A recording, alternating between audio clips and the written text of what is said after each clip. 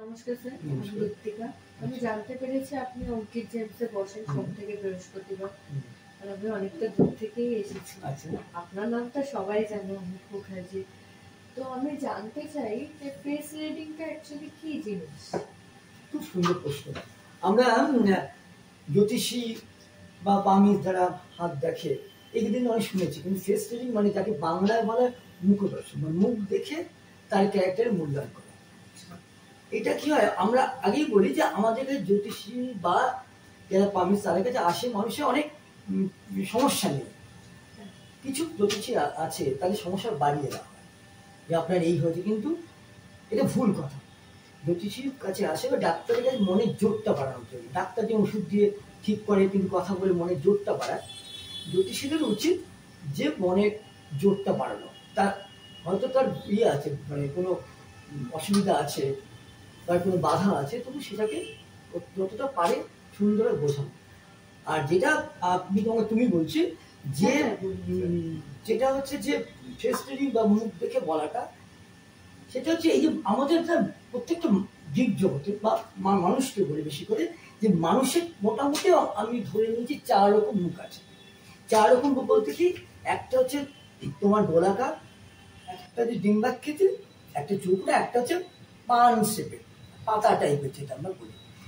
এবার এই যে 4 রকম, আরো রকম হতে পারে, মোটামুটি 4 রকম যদি আমার বিশ্লেষণ করা যায়, তবে দেখা যাবে যে 4 রকম মুখে 4 রকম কথা বলে, 4 রকম তার ধর্ম, তার আচরণ গ্রহণ করে। এই মুখগুলোর মধ্যে বলা যায় সেই জাতক বা জাতিকা, মানে মহিলা বা পুরুষ কিরকম হতে পারে, তার অর্থনৈতিক, তার বিদ্যা, তার সাংসারিক, তার শরীর, এটা মোটামুটি করা যায়।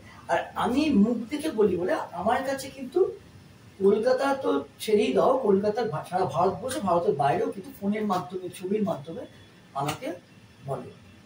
এবং আমি এমন একটা জায়গায় বসি যেটা প্রিয়া সিনেমার ঠিক অপোজিটে, অঙ্কিত জেমস। সবাই প্রিয়া সিনেমা অনেক বছরের, যে আজকে না, অনেক বছরের, আর অঙ্কিত জেমস অনেক দিনের। আমি আর অঙ্কিত জেমসের প্রথম থেকে আমি বসছি। তাই আমার কাছে যারা আসে তারা কিন্তু বেশিরভাগই হাত বা কুষ্টি দেখায় না, মুখ দেখে বলুন।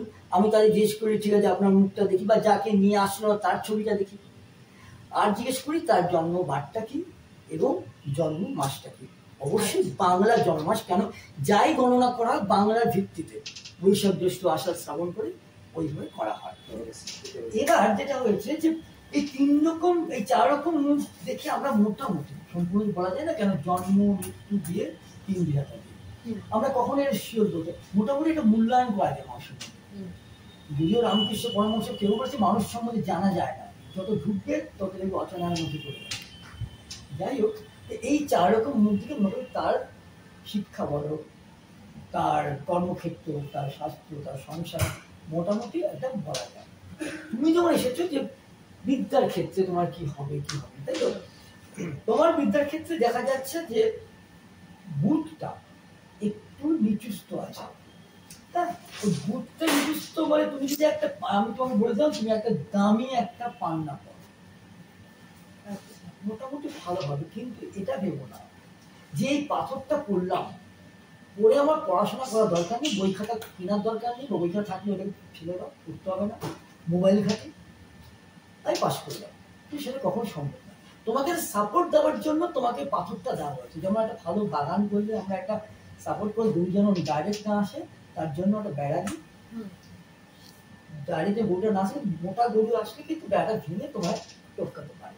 কিন্তু এখনকার অনেকেই বলে যে এই পাথর বড় হয়ে যাবে, কিন্তু এর ক্যারেক্টার থেরাপি, তোমার কর্ম এবং ধর্ম, ঈশ্বরকে এই করলে তুমি মোটামুটি তুমি 50% তুমি এগোতে পারবে। আর ক্যারেক্টার এই পাথরটা খুলে আর 50%। এছাড়া কিন্তু একটা জিনিসকে গ্রহণ করলে কিন্তু কখনো হবে না। এবং তুমি যখন আসার আগে আমাকে বললে যে তুমি হাতের ব্যাপারটা, এই তো হাতে কি বলছেন, দুটো হাতে দাও, পা হাত দাও।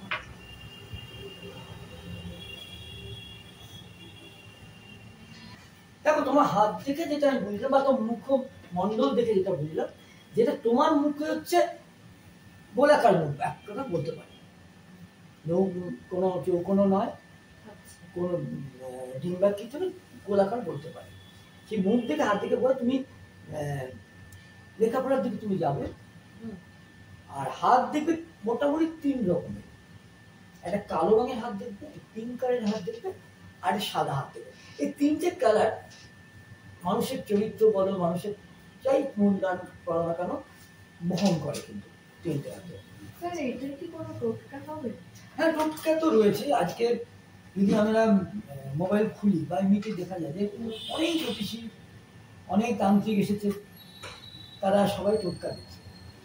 এবার টোটকাটা কতটা ফল হলো এটা কিন্তু নির্ভর করে তার ভাবে।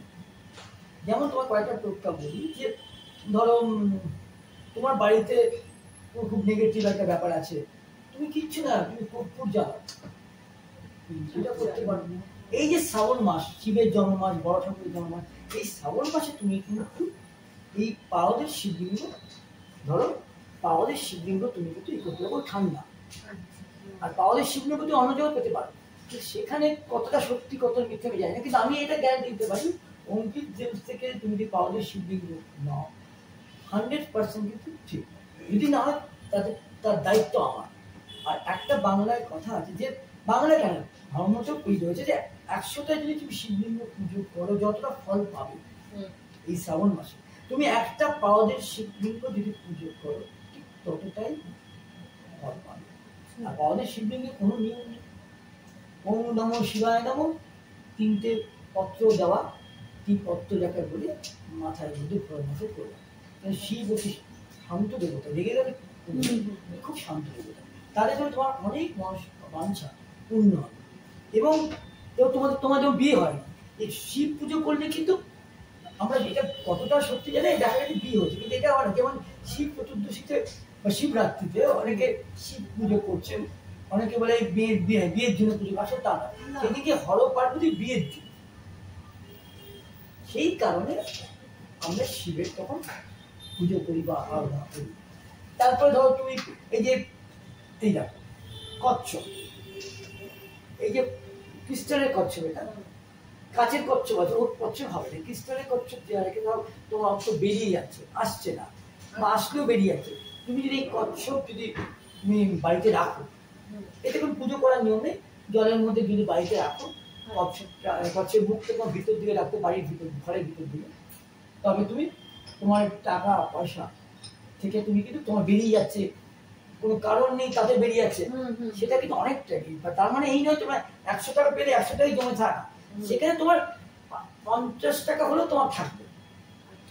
আমাদের এটা ধরো রয়েছে, এটাকে বলা হয় কোটি, এটা তুমি এই পিরামিডে রাখতে পারো, এটাও বাড়ির পক্ষে শুভ, এটাও বাড়ির কি নেগেটিভ এনার্জি, কিন্তু এটাও কিন্তু তোমার ক্রিস্টালে সম্পূর্ণ দেখা যাবে, এটাও তুমি অঙ্কিত জেমসে পেয়ে যেতে পারো। তারপর যারা ধরো শিবকে ভালোবাসে, বা আমাদের রুদ্রাক্ষ অনেক প্রকার আছে, 1মুখী আছে, 5মুখী আছে, 7মুখী আছে, বিভিন্ন রকম, এবং বিভিন্ন মুখী যে রুদ্র, 1মুখী একরকম কাজ, 5মুখী আরেক রকম কাজ, 7মুখী আরেক রকম কাজ, কিন্তু মোটামুটি 5মুখী রুদ্রাক্ষ শরীরটা পাওয়া যাবে। তুমি এই যেরকম রুদ্রাক্ষ, এটা যে একটা মালা টাইপের, অনেকগুলো রুদ্রাক্ষ মিলিয়ে একটা মালা করা হয়েছে, তুমি এমনিতেও যদি কেউ রুদ্রাক্ষ রাখতে পারে, এমনি সেটাও রাখতে পারে, যদি বাড়িতে যারা ভালো করার মঙ্গলের জন্য তুমি রাখো, এটা এই রাখো, এটা দেখো তুমি এমনি নাই ভাবো শোপিস হিসেবে রাখতে পারো, কিন্তু শুভ এটা। রুদ্রাক্ষ হচ্ছে শিবের চোখের জল, এই রুদ্রাক্ষ তুমি ধারণ করতে পারো, এটা যে রাখো। আর তোমাকে যে তুমি যখন অনেক বছর আগে অনেকদিন আগে এসেছিলে, তখন তোমাকে একটা আমি মানে তোমার ডায়মন্ড দিয়ে দিয়েছে, সেটা তোমার কি কাজ, কোথায় সেটা আছে পড়েছে? হ্যাঁ হ্যাঁ হ্যাঁ পড়েই থাকি। দেখি এটা অঙ্কিত জেমস থেকে নিয়েছে তো? হ্যাঁ হ্যাঁ যেমন কাজ হয়েছে, খুব ভালো কাজ হয়েছে স্যার। হ্যাঁ, পাথর বেশি বলে একটা কেন, তোমার কিছু কিছু পাথর আছে যেগুলো তাই চাষি অনেকক্ষণ কথা বললো।